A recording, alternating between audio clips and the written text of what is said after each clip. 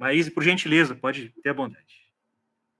Boa noite, meus amigos. Honra e alegria de estar com todos vocês, com esse convite tão feliz que o Diego nos fez, acerca das lutas que estamos enfrentando nesses dias difíceis. Mas eu costumo lembrar que meus avós, que já eram espíritas na década de 1930 do século passado, quando voltavam das reuniões no centro, eu era muito pequena, quer dizer, na verdade, na década de 30 eu não tinha nascido, nasci em 57. Mas, quando eu era garota, tinha meus 5, 6 anos, minha avó paterna, já espírita, numa época muito difícil, em que o espiritismo não era absolutamente essa religião tão popular que é hoje, e a polícia ia aos centros espíritas, criava dificuldades com as psicografias, enfim. Mas ela dizia, Maíse, eu tenho pena da sua geração, porque os espíritos amigos lá no centro kardecista, na época se chamava assim, dizem que, imagine, filho vai matar pai, mãe vai matar filho, as pessoas que vão vir à Terra não aceitarão as disciplinas positivas, estarão enlouquecidas, mas dentro de um corpo de carne, criando grandes dificuldades. E em época difícil como essa, que acabou chegando e mal começou, eu me recordo do Antigo Testamento, onde está escrito: no final dos tempos, e nós sabemos que não é o final da Terra, que é o final das nossas dificuldades, aquilo que nós temos que superar. Mas está lá, no final dos tempos, os ímpios terão tantas vitórias que os justos se sentirão desencorajados. E se você, no meio espírita ou fora dele, conversar com meia dúzia de pessoas, a meia dúzia dirá que está atravessando enormes dificuldades. E o mais grave, sem condições emocionais, psíquicas, de fé, para passar por essa dificuldade. Quando a pandemia começou, me lembro que surgiu uma história dita, não sei por quem, que seria um grande aprendizado para todos nós, sem dúvida. Mas não foi o aprendizado que eu creio o mundo espiritual pretendeu observar. Porque famílias se desestruturaram.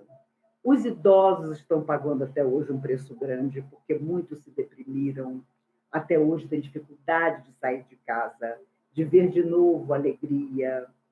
As famílias começaram a se descobrir, porque começaram a viver na intimidade real. Então, mãe descobriu que o filho não era esse aluno maravilhoso que ela imaginava. Marido e mulher descobriram que os sentimentos que um dia os uniram já não estavam tão firmes. Enfim, muita coisa aconteceu. E agora a história que eu tenho ouvido aí, daqueles que gostam do pessimismo, já que a Covid levou quem tinha que levar, não levou quem ficou, e que nós não aprendemos praticamente nada, segundo dizem essas pessoas, outra coisa ainda mais grave virá, para levar mais uma parte da humanidade. Olha, confesso a vocês que, antigamente, a minha avó dizia que o Rio de Janeiro ia ser tomado pelo mar, porque o mar ia pegar de volta tudo que haviam tirado dele. Então, as praias não iam mais existir, porque só ia se ver lá o tantinho final do Pão de Açúcar. Quando meu pai, na década de 60, foi transferido pelo Exército para Brasília, apesar da saudade que ela ia sentir de nós, as netas, ela ficou felicíssima, porque ela pensava, espírita como sempre foi, o mar não vai chegar em Brasília, a água não vai chegar lá. Então, pode morrer todo mundo aqui no Rio de Janeiro, mas meu filho, minha nora, minhas netas estarão protegidos. Para você ver as histórias que apareciam nas casas espíritas. E ninguém sabia quem tinha recebido a mensagem, que espírito era. A verdade é que permanece sempre a grande luta, que é o que está dentro de nós. Que é a nossa modificação interior necessária. Quando voltamos à carne, uma vez mais, das centenas de vezes que já voltamos. Essa grande dificuldade. Porque nós ainda temos o nosso egoísmo, a nossa vaidade, o nosso orgulho, nós ainda achamos que fazemos melhor que o outro, que se nós faltarmos, vai todo mundo cair duro, ninguém vai conseguir viver. mas o nosso compromisso não parece ir muito longe. Quantas pessoas conheci, e eu cheguei aos 16 anos, 15 anos, na verdade, na Comunhão Espírita de Brasília, há muitos anos atrás, eu estou com 65, e a verdade é que, quando cheguei, o jovem, que éramos apenas 5 naquela época, era convidado pela presidência da Comunhão a realizar algum trabalho. Não só trabalhar na mocidade, estudar na mocidade, mas a evangelizar criança. Eu me lembro que uma das minhas primeiras tarefas foi chamar ficha para o passe de desobsessão. E olha que aprendizado é esse. Você já imaginou? Você dá de cara com um obsediado daqueles de antigamente, porque hoje a pessoa diz que tem toque, que tem transtorno de mente, qualquer coisa, mas ela não admite muitas vezes a influência espiritual negativa, que não é culpa do obsessor, do qual ela faz parte. O Chico dizia com muita tranquilidade: não existe obsessão do desencarnado para o encarnado que não dá bola para ele. Sempre há sintonia. Quantas vezes convidados ao trabalho na Casa Espírita, em pouco tempo deixamos de ser voluntários, porque alguma coisa mais prazerosa surgiu. Conheci pessoas que diziam: agora eu sou muito novo, agora estou namorando, agora vou ficar noivo, agora eu me casei, agora meus filhos são pequenos, agora surgiram os netos, agora só quando eu me aposentar. E a morte chegou antes. A morte física chegou antes para muita gente que prometeu fazer o bem, sem falar que antigamente se achava que fazer o bem era estar dentro da casa espírita. Quando a casa espírita é que deve estar dentro de nós, onde nós estivermos. Dias difíceis nós temos e sempre teremos, porque o grande adversário, muitas vezes, somos nós mesmos. É a inveja, é o ciúme, é o desejo que nós temos de que a pessoa que não se afiniza conosco tenha dificuldades. São resquícios, e resquícios grandes, de vidas que ficaram dentro de nós, e que nós não podemos negar, porque não precisa ninguém dizer para você o que você foi em outra encarnação. Basta olhar o que você é agora. Tantas coisas positivas terão sido vitórias para seu espírito eterno, e as coisas negativas são aquelas que nós mesmos fizemos questão de manter. Porque o tempo que ficamos desencarnados varia muito de um para o outro. Dizem os amigos espirituais que as gerações que estão agora aqui na Terra, e a minha está incluída, passou o maior tempo possível que conseguiu, desencarnada, para preparar com muito cuidado essa existência em que nos tornamos o passado em forma de presente. Em que reencontraríamos determinadas pessoas que vínhamos evitando há 500, 800 anos. E por isso tanta gente fala de solidão afetiva, porque não encontrou ninguém com quem se afinizasse. Tanta gente diz: tenho uma família, mas a minha família não me entende, e ao mesmo tempo está dizendo: eu também não entendo minha família. E a coisa que até hoje existe, que é muito interessante, é quando você manifesta alguma opinião contrária e a pessoa, contrariada pelo que você disse, imediatamente fala: mas você não é espírita? Então é o contrário de antigamente. Antigamente, a pessoa que se dizia espírita, que era médium, que psicografava receituário de Dr. Dia da Cruz, parava na delegacia. E o delegado perguntava: quem é esse Dia da Cruz aqui? Que remédios são esses? Dona Terezinha, presidente na época do centro que meus avós frequentavam, foi à delegacia muitas vezes. Porque ela psicografava assim, receituário homeopático. E era o Dr. Dia da Cruz, e era o Dr. Bezerra de Menezes. Mas a polícia considerava o espiritismo fora da lei. Hoje, confesso a vocês, às vezes vou a uma festa, o pessoal começa a se catucar. Olha lá, Maíse, vou contar aquele sonho que eu tive para ela. Vou contar daquela cadeira que meu avô sentava e que ninguém pode sentar lá em casa. Tem sempre alguém contando uma história de influência espiritual positiva ou negativa que a pessoa tem que tolerar. Mas se os espíritos amigos, os nossos mentores, estão permanentemente, na medida do possível, quando nós lhes proporcionamos essa chance a nos apoiar, eles querem também a contrapartida. Eles querem que nesse período, que pode ser de 30, 40, 50, 80, 100 anos na Terra, nós aproveitemos ao máximo. E voltemos muito melhores para o mundo espiritual, que será aquilo que cada um de nós trouxer. Levar, na verdade, no coração. Vocês sabem, eu sempre digo nas minhas palestras, a minha frase favorita de Jesus, essa alma extraordinária, o ser mais perfeito que já viu na Terra, não é amar a Deus sobre todas as coisas e ao próximo como a si mesmo. Talvez porque eu ainda tenha dificuldade em relação a isso.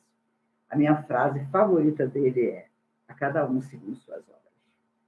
Se todo dia nós pensássemos nisso ao acordar, tomaríamos muito cuidado com o que fazemos, pensamos e caminhamos na direção do nosso semelhante. Porque a gente gosta de viver, gostamos das alegrias que a Terra proporciona, gostamos e sabemos que há encontros que só podem se dar na Terra, há coisas que só se resolvem na Terra. Se não fosse assim, nós nos resolveríamos no mundo espiritual. Mas também nos perguntarão o que nós fizemos do outro, não só de nós mesmos. O coração do outro vai falar de nós. Então, lutas, todos nós, de uma forma ou outra, estamos atravessando. E elas mal começaram. Porque é claro que esse terceiro milênio com que sonhamos não começou no ano 2000. Ele é um processo. E olha, Chico Xavier dizia que talvez durasse 200 anos até que estivéssemos transformados e pudéssemos transformar a Terra. Inegavelmente, hoje, a Terra, sem dúvida, um planeta de provas e expiações. Ainda essa semana, a Índia ultrapassou a China em número de habitantes. A Índia, onde a religiosidade é tão importante, mas onde a miséria é uma realidade. E é óbvio que eles veem as coisas espirituais de uma forma diversa que a doutrina espírita nos coloca. E todas as religiões são caminhos até essa grande compreensão da vida que nos aguarda. Mas este processo de estar na Terra é fundamental. Aqui nós voltamos para reencontrar aquelas pessoas que, se encontrássemos fora da matéria, o problema não seria nada fácil. O mergulho na carne nos proporciona um esquecimento abençoado. E há quem vá ao centro espírita e queira saber o que foi em outras vidas. E cá entre nós, a pessoa sempre julga que foi um rei, uma rainha, um marquês, um lorde. Ninguém pensa que foi alguém mais simples, que se endividou menos, porque não teve dinheiro, não teve poder, não teve orgulho. Uma vez alguém chegou para o Chico e disse: Chico, eu estou tão triste. Um médium lá do centro tal disse que o meu filho que nasceu agora foi um sapateiro, Chico, em outra encarnação. E o Chico abraçou aquele homem e disse: graças a Deus. Graças a Deus veio um sapateiro, porque as pessoas simples e serenas vão transformar o mundo.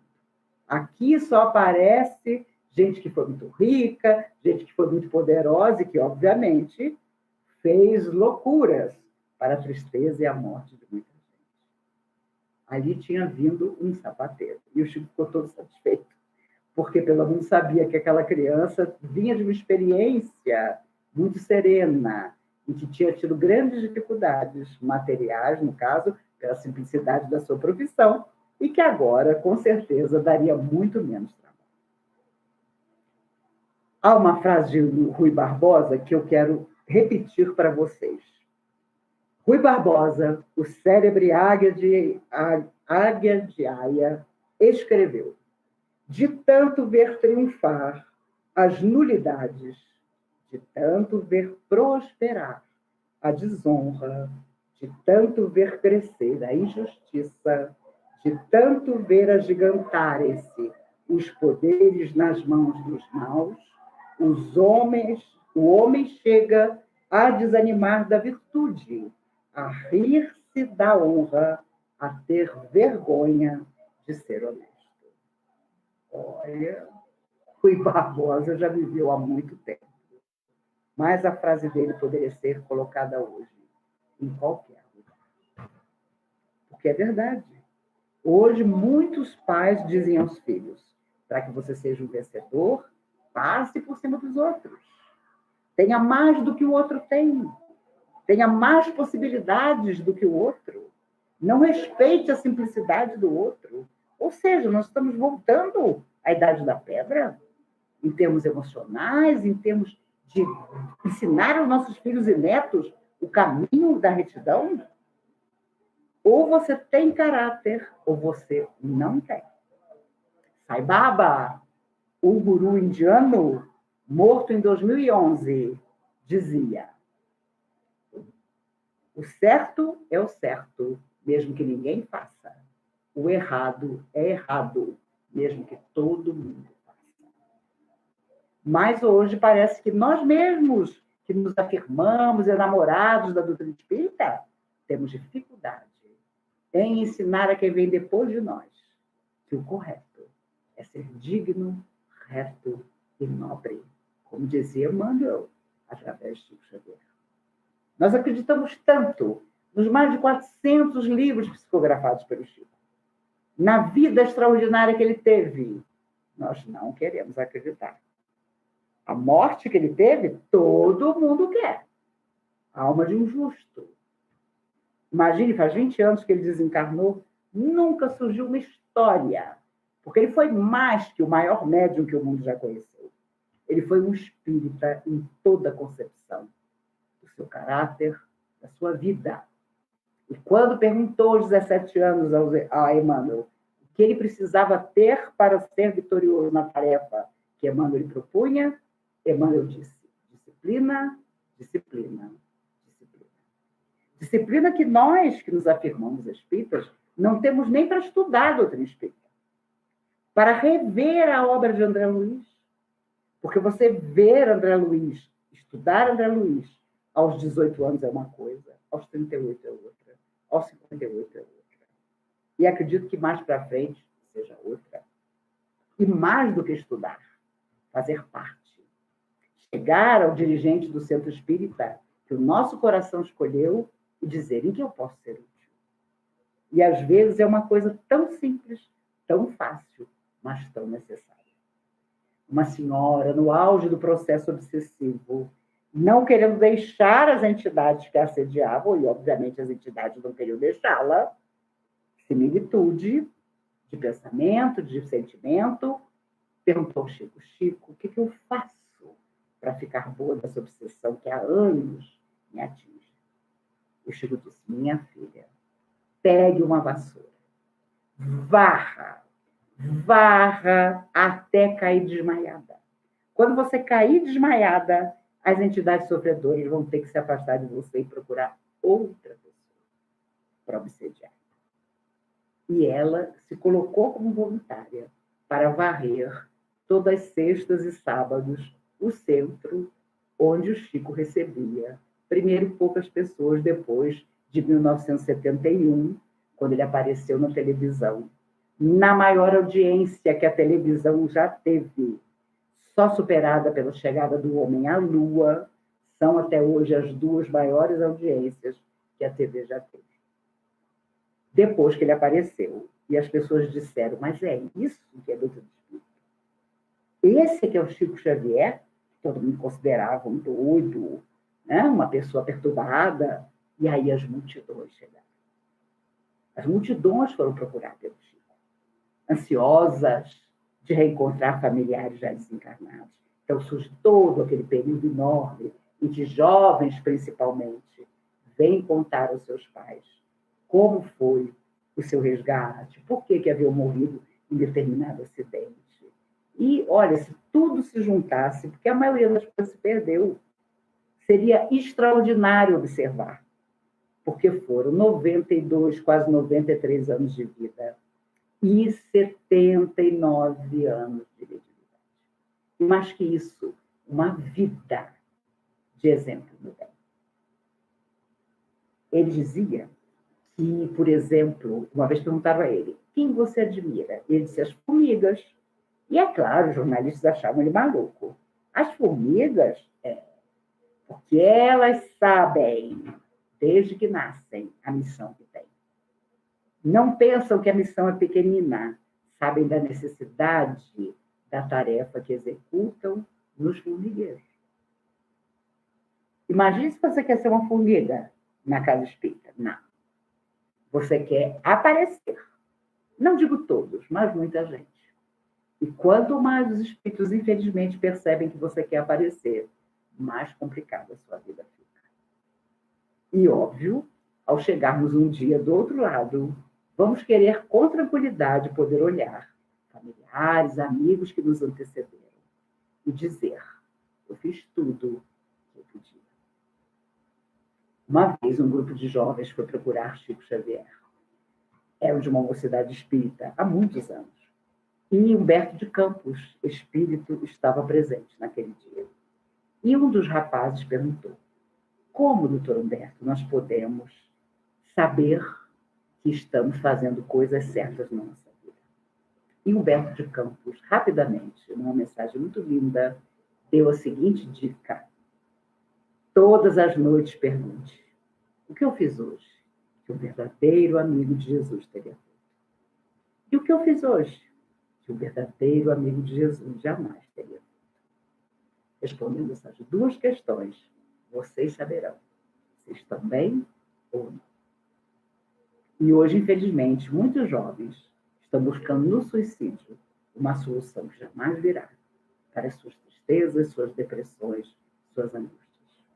Quantos jovens estão sozinhos em casas luxuosas, cujos pais não olham para eles? Já conversei com muitos pais de suicidas, de jovens suicidas. E aqui em Brasília a coisa anda muito séria, a ponto de sabermos de menino de 9 anos que tirou a própria vida. 9 anos, uma criança. Mas ao perguntar a pais, os mais diversos, eu não sabia quem eram os amigos do meu filho. Eu não tinha tempo de fazer uma refeição em família. Eu não conseguia nem ter tempo para olhar nos olhos do meu filho e perguntar se estava tudo bem com ele. Então, essa tristeza da criança, do jovem de hoje, também está relacionada à indiferença de muitos. Fulano não me dá trabalho. Ele fica fechado no quarto, no computador. Mas você sabe com quem ele conversa no computador. Você sabe que tipo de influência ele está recebendo. E toda influência é energia. E toda energia comanda a nossa vida, porque atinge o nosso coração e a nossa mente também. Depois, todo mundo se apavora. Meu Deus, vamos levar fulano para fazer uma desobsessão na comunhão. Por exemplo, já vi muito. Pessoas de todas as idades chegam lá. Já vi verdadeiros loucos chegarem e se curarem à custa de muito esforço, porque estavam completamente envolvidos por si mesmos, pela sua indiferença, pela influência dos espíritos que não tinham nem tanto trabalho para influenciá-los, porque tudo começava portas adentro do seu coração. Então, os tempos não serão facilitados por muito tempo. Mas tem de bom ânimo, nos disse Jesus. Eu venci o mundo. Vós sois deuses, afirmou Cristo. Um dia fareis o que eu faço, e ainda mais.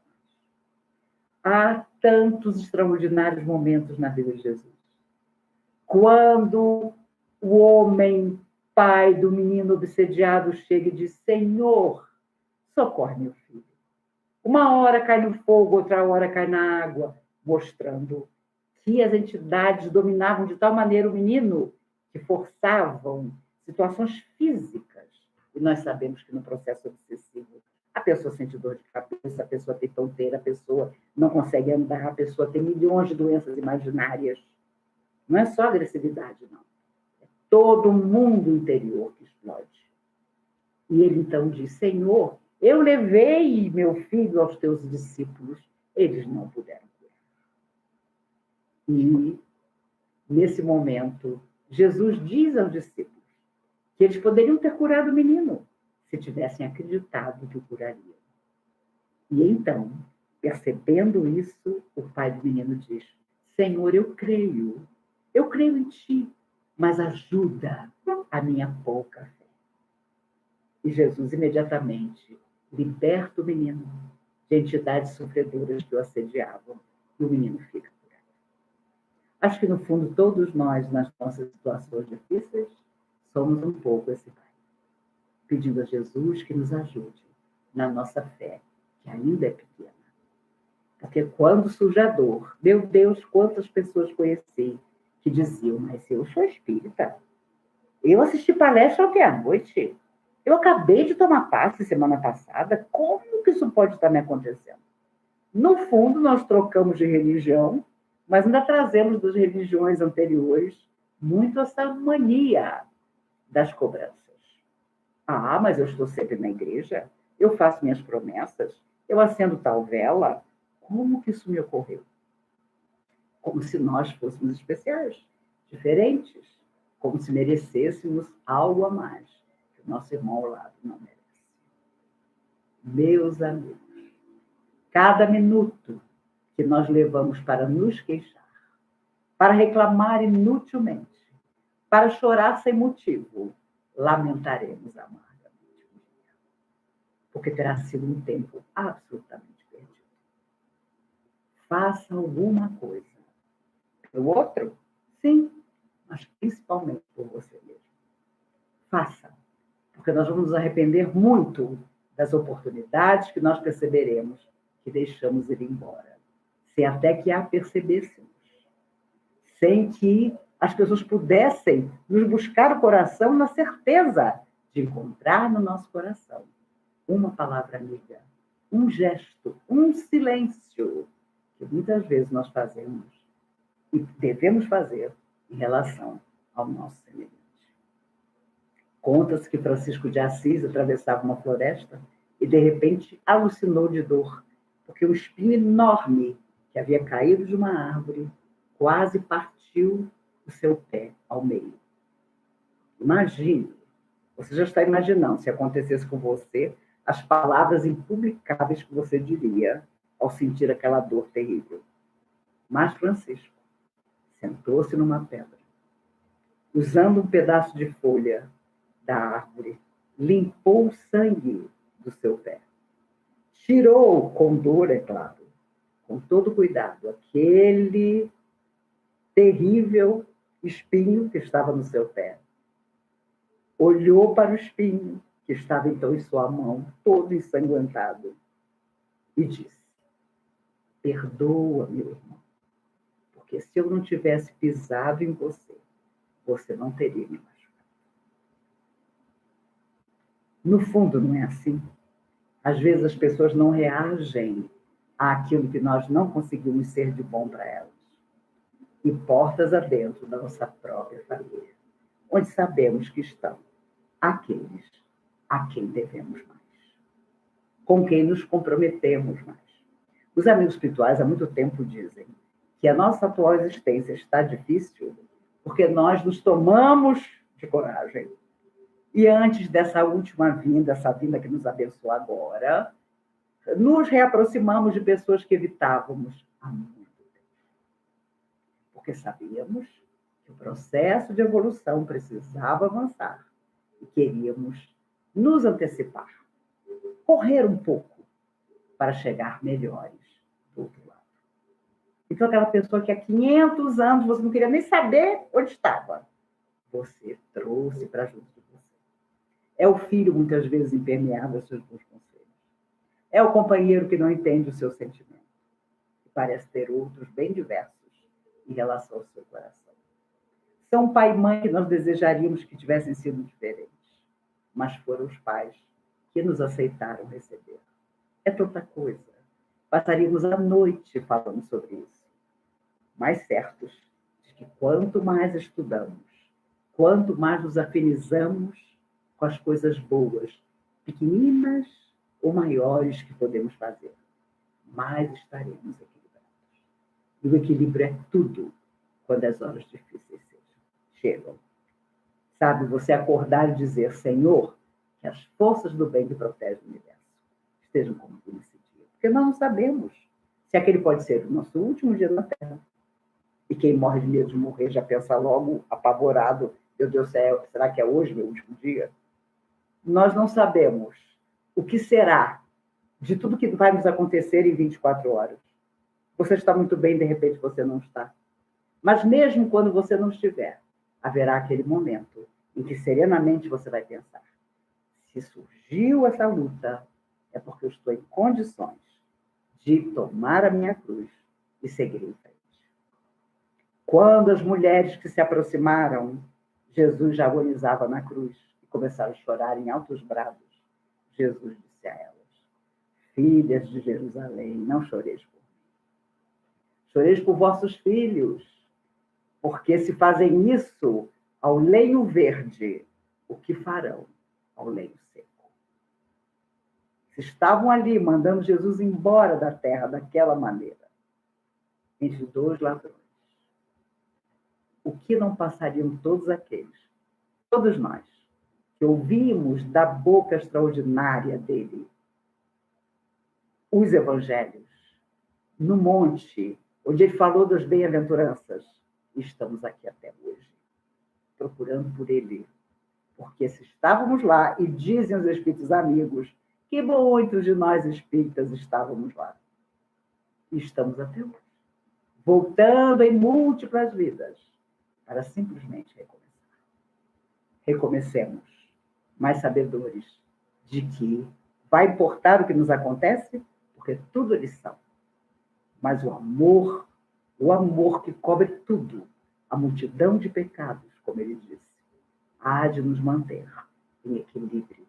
E se há uma coisa que a alma sofredora não aceita, é amor legítimo. Ela foge disso. Ela vai procurar outro lugar para estar. Amemos, simplesmente. Amemos até doer, como dizia Madre Teresa de Calcutá. Vamos fazer isso. Num segundo momento, quase encerrando nossas palavras, eu tenho aqui a lembrança da Gênese, em que Kardec nos diz, imagine, hein? A Gênese. Aí quando você lê, diz, meu Deus, será que eu já li a Gênese? É porque nós geralmente passamos os olhos e não estudamos de verdade. Uma das fundadoras da Comunhão, Dona Emília Prete Pereira, uma das mulheres mais extraordinárias que eu conheci, ela tinha uma caneta Pilot. E ela, marcava o livro todo. E depois ela emprestava. Eu já ia nas dicas, porque eu sabia que o que ela fazia com a caneta Pilot era para se guardar. Na Gênese, Kardec diz: uma mudança tão radical a que se elabora para a Terra não pode realizar-se sem comoção. Há a luta inevitável entre as ideias. De tal conflito nascerão forçosamente perturbações temporárias, até que o terreno haja sido desobstruído e o equilíbrio restabelecido.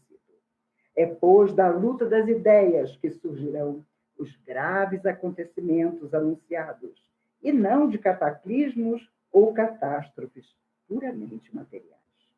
Os cataclismos gerais eram a consequência do estado de formação da Terra.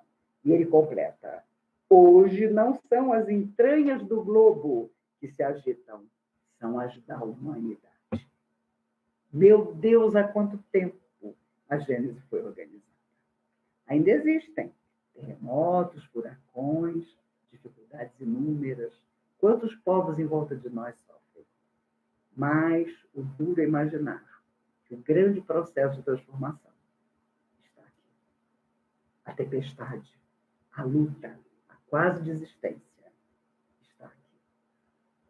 Sejamos felizes. Vamos ver com bom humor a maioria das coisas, porque tudo passa. Tudo passa. Os dias ruins passarão, os dias felizes também. O mais importante é aquilo que cada coração um dia vai levar de nós. E do outro lado da vida, nós vamos precisar muito da lembrança feliz com que alguém nos recorde. Agora parece uma tolice, mas fora da matéria. Lembram-se de André Luiz? Quando aquela paciente que ele sempre evitava no seu consultório foi por muito tempo a única pessoa que orava por ele e pedia que onde quer que ele estivesse, ele fosse ajudado. Que decepção! Não apareciam os amigos, não aparecia a própria família, mas aquela senhora que ele sempre buscava engabelar nas consultas e pedia à secretária que nem dissesse a ela que ele estava lá. Não nos decepcionemos assim com nós mesmos. Façamos tudo ao nosso alcance. E na hora mais difícil de nossa vida, lembremos de seu Eurípides de Barçanufo, que um dia, há muitos anos, me disse: diga sempre, eu posso, Senhor. Eu posso, porque confio em ti. Já pensou se todos nós confiarmos? O mundo mudará, começando dentro de nós. Eu tenho absoluta certeza que da próxima vez que nos encontrarmos, tanto eu como vocês estaremos ainda mais felizes do que estamos hoje. Porque nossa consciência nos dirá que, malgrado toda a luta da nossa existência, cada um de nós tem o seu dia do testemunho, ou dos vários testemunhos. Nós estaremos bem, porque vamos servir e amar. Nunca pretextemos cansaço, desânimo, deserção. Vamos tentar um pouco mais. Vamos dar um passo a mais, como nos aconselhou Jesus. Se alguém te pede a capa, cede também a túnica. Se alguém pede que caminhes com eles 1000 passos, caminha ainda mais. O Cristo é sempre o nosso exemplo maior. Ele disse: estarei convosco por toda a eternidade. E como ele é o grande amigo que nós temos, que possamos segui-lo, que possamos simplesmente amar. Parece tão fácil, mas é tão difícil, porque tem que nascer do mais profundo das nossas almas. Que bom sabermos hoje que somos imortais, que sairemos da morte muitas vezes, da vida jamais sairemos.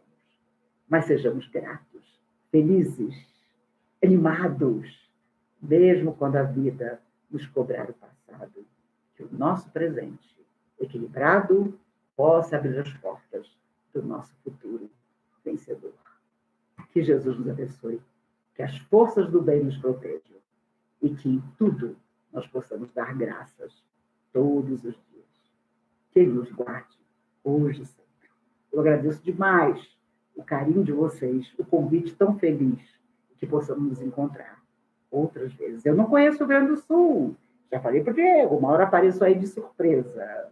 Muito obrigada a vocês por tudo.